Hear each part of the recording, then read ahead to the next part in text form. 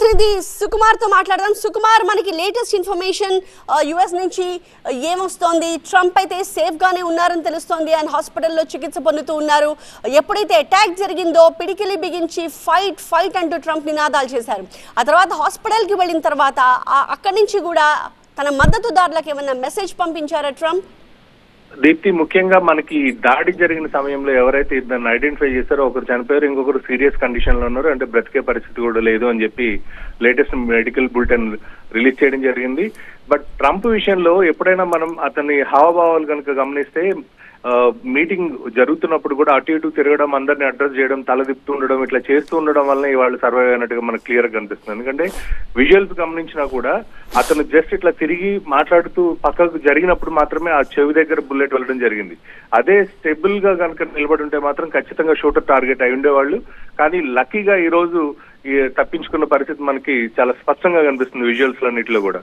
అదే కాకుండా ఆ ఇమ్మీడియట్ గా రెస్పాండ్ అయిన విధానం కనుక గమనిస్తే షాక్ గురి కాకుండా కూర్చోవడం, మళ్ళీ లేచిన వెంటనే ఫైట్ అని చెప్పి ఎవరైతే మద్దతుదారులు ఉన్నారో వాళ్ళందరికీ ధైర్యం నింపే పరిస్థితి ఏదైతే మనం స్క్రీన్ మీద చూసామో, ఇవన్నీ కూడా ఒక విధంగా ఒక లీడర్ ఎలా చేయాలో అలా చేసుకుంటూ వెళ్ళినట్టుగానే మనకి స్పష్టంగా అర్థమవుతుంది. ఆరోగ్యపరంగా అయితే ఖచ్చితంగా ఎలాంటి మేజర్ ఇబ్బంది లేదు, బట్ షాక్ అయితే ఖచ్చితంగా ఉంటుంది. అది దాని నుండి బయటకు వచ్చినా కూడా 24 hours to 48 hours లోపల అబ్జర్వేషన్ కంప్లీట్ అయిన తర్వాత ట్రంప్ మళ్ళీ నార్మల్ గా ఎన్నికల ప్రచారంలో పాల్గొంటారని చెప్పి అందరూ అనుకుంటున్నారు. ఎస్పెషల్లీ ఆ పార్టీకి సంబంధించిన వాళ్ళు దీన్ని అనుకుంటున్నారు. ఈ ముఖ్యంగా ఈ పెన్సిల్వేనియా అనే ప్లేస్ చాలా సెన్సిటివ్ ప్లేస్. ఎందుకంటే గతంలో కూడా మీరు డ్రగ్స్ విషయంలో కానీ గన్స్ విషయంలో కానీ చాలా వరకు ఎక్కువ కేసెస్ నమోదయ్యే క్రైమ్ రేట్ ఉన్న స్టేట్ ఇది.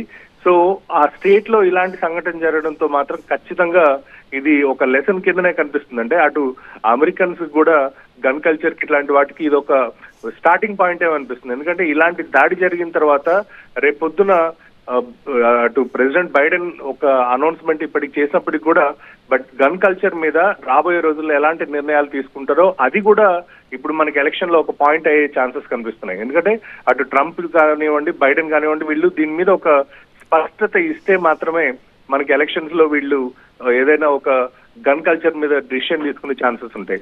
సో ఆరోగ్యపరంగా అయితే ట్రంప్ ఎలాంటి ఇబ్బందులు లేకుండా తను కాసేపట్లోనే బయటకు వచ్చే అనౌన్స్మెంట్ కూడా చేస్తాడు అని చెప్పి ఆశాభావం వ్యక్తపరుస్తున్నారు అతని అభిమానులందరూ. బట్ ఏదేమైనా మొత్తం అమెరికా అంతటా కూడా ఎలక్షన్స్ లో ఈ సంఘటన అనేది ఒక ఛాలెంజింగ్ గా, అంటే ఒక కైండ్ ఆఫ్ భయాన్ని క్రియేట్ చేయడంతో పాటు పార్టిసిపెంట్స్ తో ఇంకొక వైపు ఛాలెంజింగ్ గా ఇలాంటి ర్యాలీస్ ఎలా నిర్వహించాలి, ఇంకా సెక్యూరిటీ సిస్టమ్ ఎలా టైట్ చేసుకోవాలనే దానికి ఒక ఛాలెంజ్ మాత్రం విసిరినట్టుగా మనం చూడాలి.